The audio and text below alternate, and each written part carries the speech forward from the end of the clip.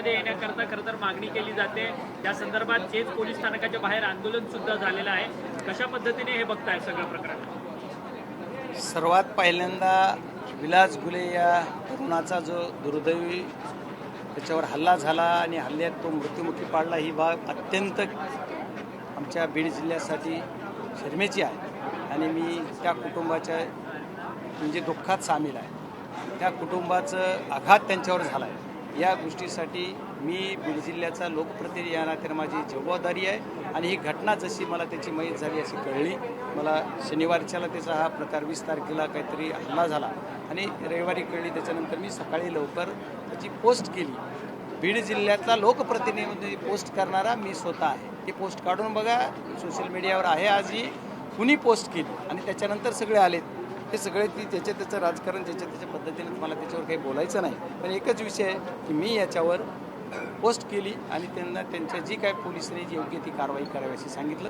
त्या जे मला घटना ज्यावेळेस क्षणाला कळली त्यावेळेस मी बीडचे SP साहेबांना, पोलीसचे SP त्यांना मी फोन केला आणि सगळी माहिती मागवली आणि त्यांनी मला ब्रीफ केलं सगळं असं। त्यावेळेस कुठंही माझ्या मुलाचं नाव त्यांनी मला ब्रीफिंगमध्ये दिलं नाही किंवा मलाही वाटलं नाही की त्याच्यामध्ये माझ्या मुलाचं नाव आहे। पण काय कोण जाणे मला माहीत नाही।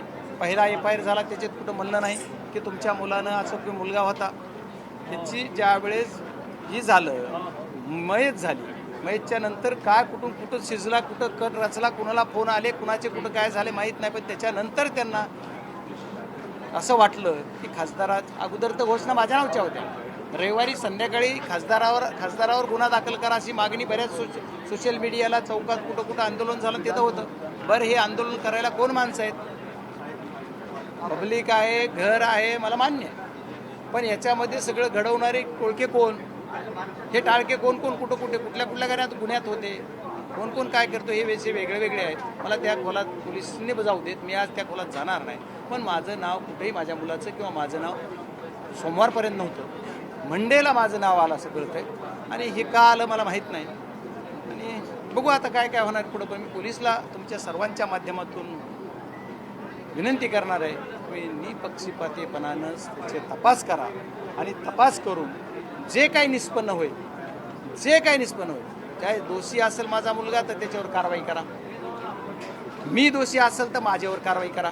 असं कालही मी बोललो, आजही परत ते सांगतो, जर दोषी असेल तर कारवाई झालीच पाहिजे। पण अननेसेसरी माझ्या कुटुंबाची, माझ्या सर्व परिवाराची आणि माझ्या मुलाची जी बदनामी करून जर कुणी माझ्यावर अन्याय करत असेल, तर जर चुकीच्या पद्धतीनं कुणी काय करत असेल तर त्याच्यावर सुद्धा पोलीस काय कारवाई करणार ही त्यांनी पोलिसांनी कळवलं पाहिजे आणि पोलिसांनी त्यांच्यावर कारवाई केली पाहिजे अशी आमची मागणी असेल। धनंजय मुंडे मात्र या सगळ्या प्रकरणाच्या संदर्भात काल सभागृहात म्हणतात की या सगळ्या हत्या प्रकरणाची निष्पक्षपणे चौकशी केली पाहिजे, अशा पद्धतीचं मत जे आहे ते माजी मंत्री आणि तुमच्या जिल्ह्याचे नेते धनंजय मुंडे बोलतात। हो, काय मग आम्ही कुठं नाही, माझी तीच मागणी आहे ना। मी खाली सांगितलं, ती जी म्हणते तीच माझी ती जर म्हणत असते म्हणून नाही, त्याच्या अगोदर मी मागणी करतो, ते नंतर करतो। मी त्याच्या अगोदर मागणी केली, त्यानं नंतर केली, मी अगोदर मागणी केली। त्याच्यामुळे तो काय म्हणतो त्याचं जाऊ द्या, त्याच्या काय मला काय, मी मागणी केली त्याची चौकशी करा म्हणतो मी। ते भडकावायचं काम करत नाही, मी लोकांना शांत करून लोकांना न्याय मिळवायचं काम करतो। त्या कुटुंबाला न्याय मिळाला पाहिजे। त्याची हत्या झाली, त्या हत्या झाल्याच्या नंतर त्या कुटुंबाला कुठल्या ह्याच्यात जात असेल त्या कुटुंबाला सहकार्य झालं पाहिजे, कुटुंबाला न्याय मिळाला पाहिजे। आणि खरंच माझा मुलगा त्याच्यात असेल ना तर शासनानं सुद्धा कठोर कारवाई केली पाहिजे। मी त्याच्याबरोबर 100% त्या गोष्टीला तयार आहे। मी म्हणजे सुरुवातीला माझं नाव आलं ती का बाजूला निघलं, पुन्हा मुलाचं का आलं आणि आता मुलाचं आलं ती मी करू द्या तपास।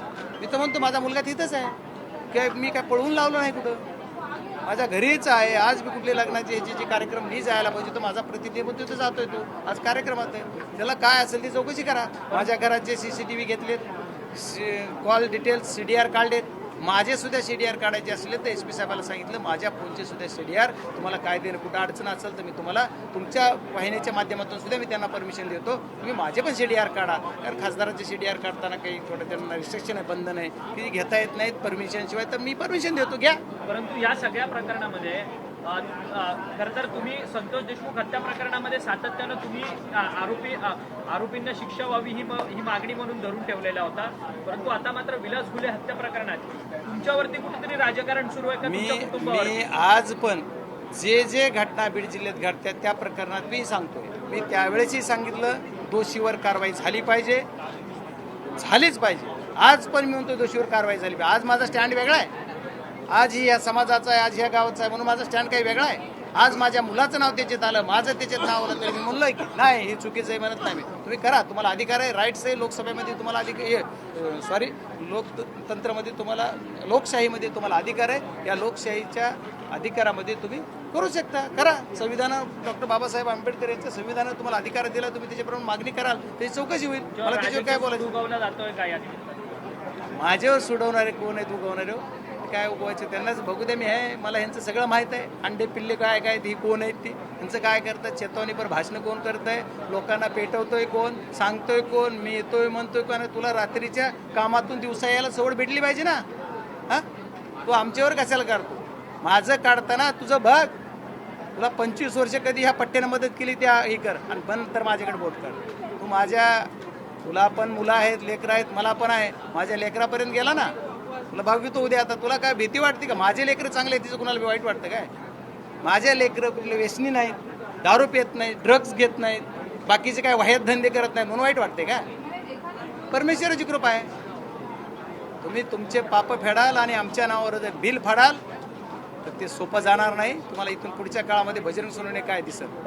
अरे तुला 9 मध्ये तिकीट देवा म्हणून मुंडे साहेबाचे पाय धरून 10 मिनिट धरून ठेवणारा हा बजरंग सोनवणे. कैलासवासी मुंडे साहेबाचे पाय अक्षरशः धरले, पाय 10 मिनिट सोडले नाहीत. साक्षीदार आहेत 2, त्याच्याबरोबरच फिरतेत नारायण शिंदे आणि राजपाल लोमटे, दोघं होते, मी पाय धरून होतो. आम्ही तिघे. अरे त्याच्यामुळे एवढं करत असताना तुम्हाला माझ्या मुलाला अडकवायचा प्रयत्न करून पेटवता तरी सांगायला पाहिजे होता.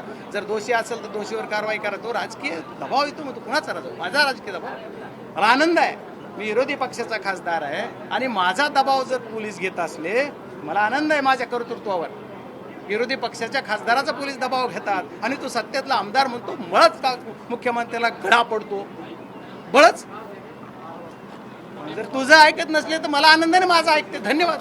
परंतु हीच लोक, तुम्ही ज्यांच्यावरती टीका करतात तीच लोक मात्र सभागृहात आवाज उठवतात या हत्या प्रकरणाच्या संदर्भात.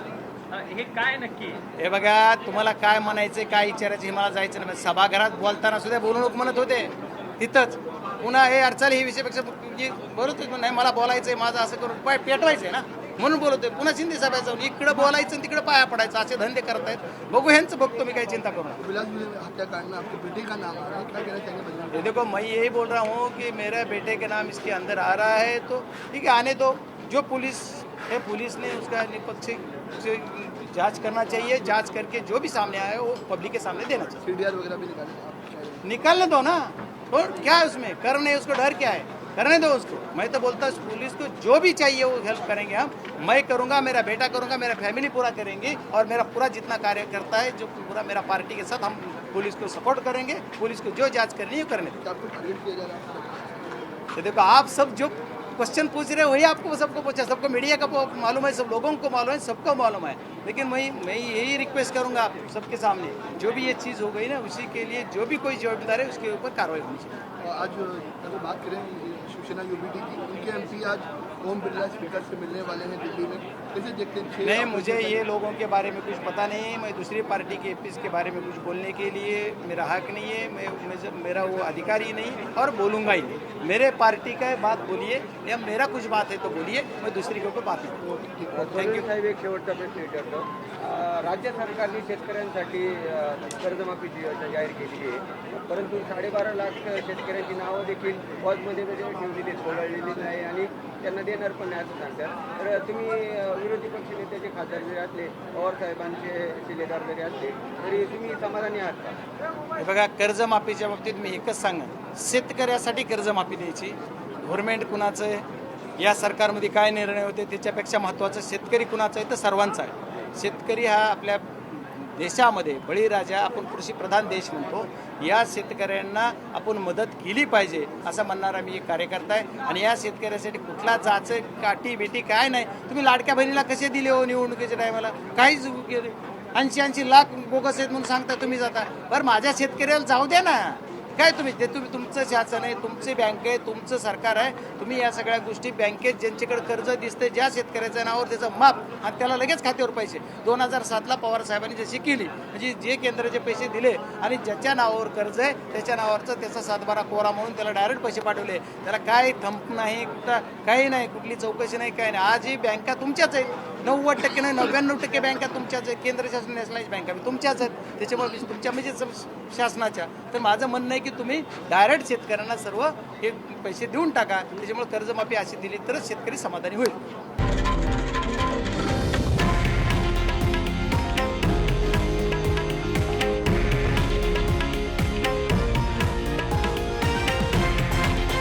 हे आहे देशातील नंबर 1 न्यूज नेटवर्क आणि आपण पाहत आहात TV9 मराठी, एकमेव.